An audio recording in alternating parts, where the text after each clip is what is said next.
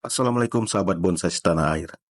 Jumpa kembali di channel Ara Bonsai, yaitu channel yang membagikan edukasi dan pengalaman tentang perawatan tanaman hias dan tanaman bonsai.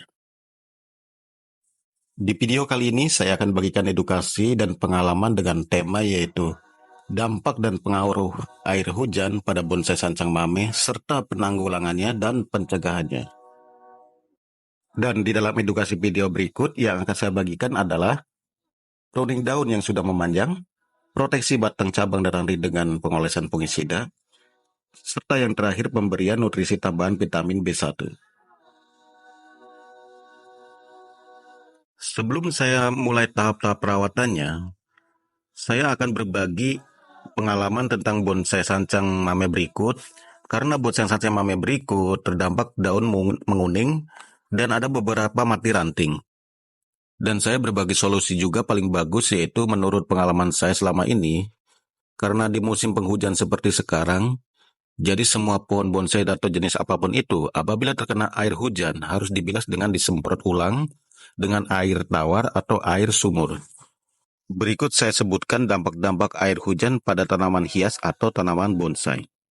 Air hujan dapat menyebabkan tanaman terendam banjir, yang mengurangi suplai oksigen, dan hal ini mengganggu proses fotosintesis dan respirasi sehingga tanaman bisa membusuk.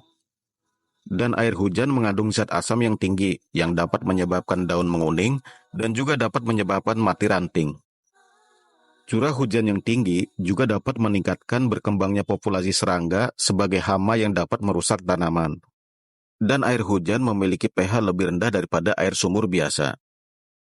Apabila curah hujan tinggi, sedangkan pot pada lubang tanaman sahabat sedikit, maka air hujan akan menggenang di dalam media tanam yang dapat mempercepat pembusukan pada akar dan tanah. Berikut kondisi sancang mame sebelum saya lakukan perawatan dan pembersihan batang serta pemberian nutrisi tambahan.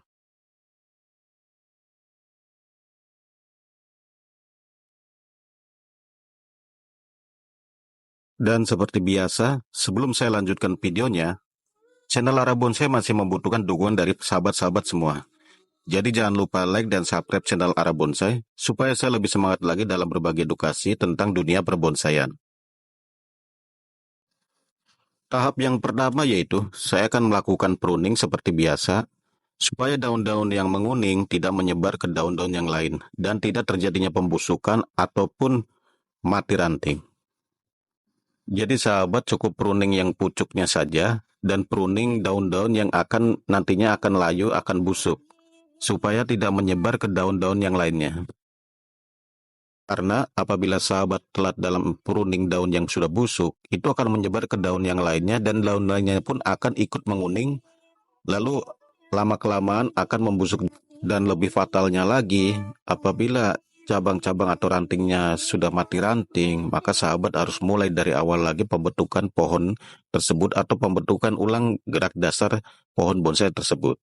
Jadi, apabila tanaman hias atau tanaman bonsai milik sahabat terkena air hujan, sebaiknya langsung disiram air tawar atau air sumur, supaya tidak telat seperti bonsai yang saya miliki berikut. Dan di waktu penyiraman tanaman hias atau tanaman bonsai, setelah terkena air hujan, mungkin sahabat akan dianggap aneh oleh tetangga ataupun teman yang tidak tahu dampak buruknya ke depannya nanti. Tapi bagi saya lebih baik dianggap aneh daripada tanaman bonsai saya semuanya kondisinya kritis. Bonsai sancang mame berikut memang telat dalam penanggulangannya. Karena daun keburu menguning, namun saya sangat bersyukur karena bonsai-bonsai yang saya miliki hanya pohon tersebut yang lemah atau terkena dampak air hujan, sedangkan pohon bonsai lainnya masih sehat dan subur sampai sekarang. Setelah 2 atau 3 minggu saya akan update kondisi bonsai sancang mame berikut, supaya saya dapat membuktikan hasil dan sahabat tidak menganggap saya mengarang cerita ataupun mengada-gada dalam video edukasi kali ini. Dan sahabat juga bisa mempraktekannya pada tanaman hias dan tanaman bonsai yang sahabat miliki, atau berguna juga bagi sahabat-sahabat pemula yang baru mau mencoba hobi baru di dunia bonsai. Video akan saya sedikit cepatkan supaya sahabat tidak jenuh menunggu tahap selanjutnya. Dan simak baik-baik videonya, semoga edukasi berikut bermanfaat bagi sahabat-sahabat semua.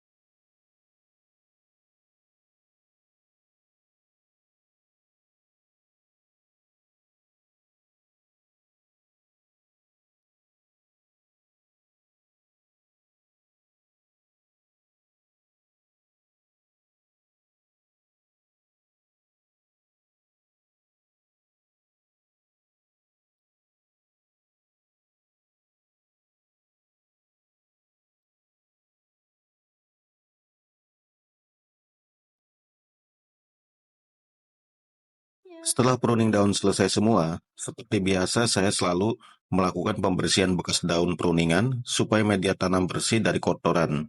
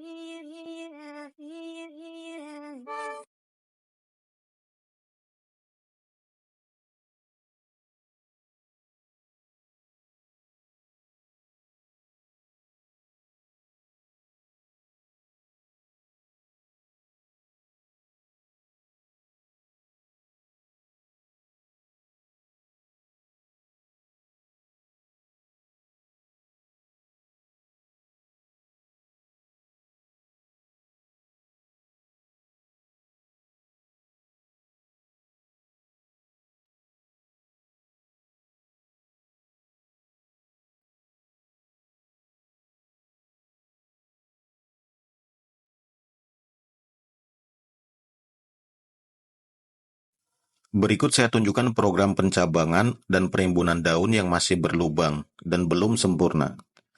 Karena curah hujan di tempat saya masih tinggi, jadi kemungkinan programnya akan sedikit terhambat karena sekarang saya sedang fokus supaya pohon bonsai berikut kondisinya stabil dan subur kembali, terutama di daunnya. Jadi, sahabat harus sabar dalam pemrograman atau perawatan suatu bonsai jenis apapun itu. Karena jenis suatu tanaman yang dibentuk bonsai, jenis apapun itu, dalam waktu prosesnya tidak ada yang instan.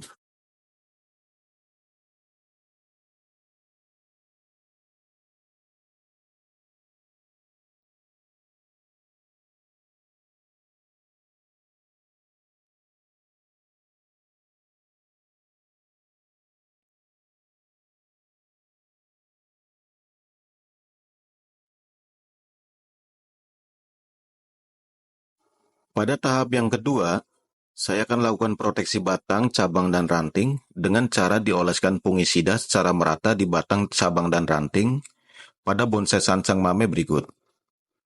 Tujuannya yaitu pencegahan munculnya jamur serta antisipasi untuk terhindar dari hama dan kutu putih.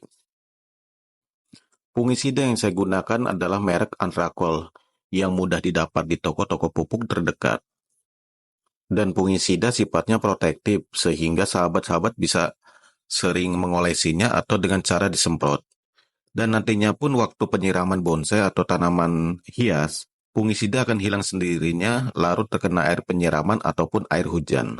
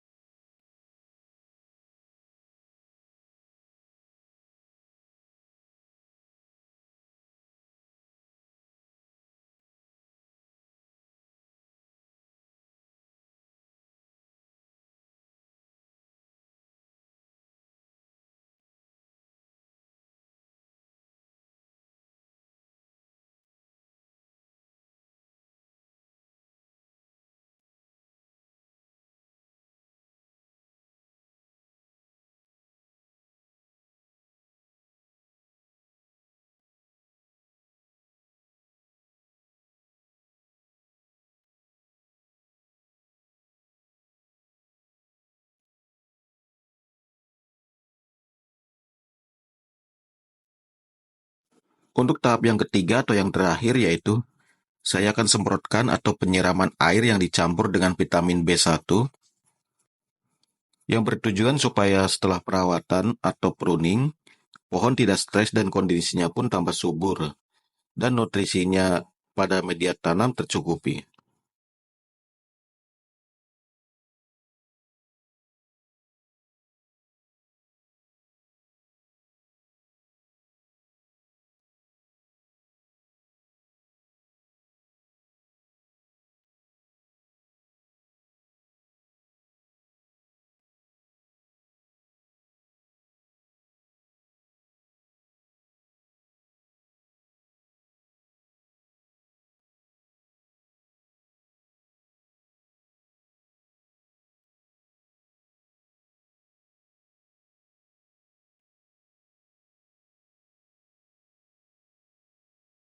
Berikut kondisi pohon setelah dilakukannya perawatan dan penanggulangan pohon yang terkena dampak air hujan. Bonsai sancang mame berikut, di pencabangan dan perantingannya hampir sempurna, dan cabang dan ranting pun sudah rapat. Tinggal tunggu kondisi stabil dan subur kembali. Setelah itu saya lanjutkan pemrogramannya kembali.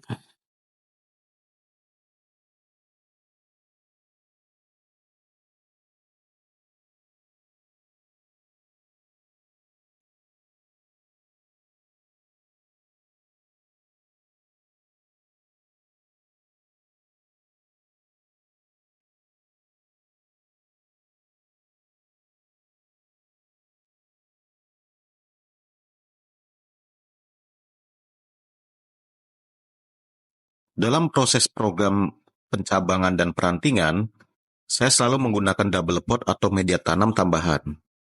Tujuannya supaya dapat mempercepat proses saat program pencabangan dan perantingan pohon tersebut. Jadi, saya tidak perlu melakukan grounding pada bonsai sancang mame tersebut.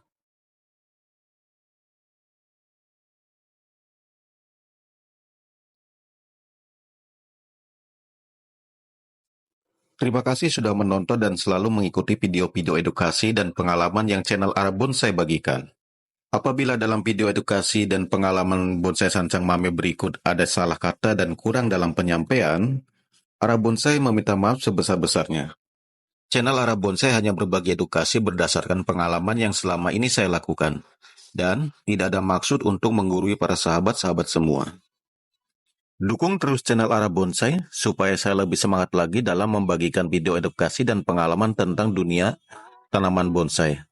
Dan semoga video-video edukasi dan pengalaman channel Arab Bonsai bermanfaat bagi sahabat semua. Ambil sisi positifnya dan buang jauh-jauh sisi negatifnya. Sampai jumpa lagi di next video. Dan jangan lupa like dan subscribe video channel Arab Bonsai. Wassalamualaikum dan sampai jumpa kembali.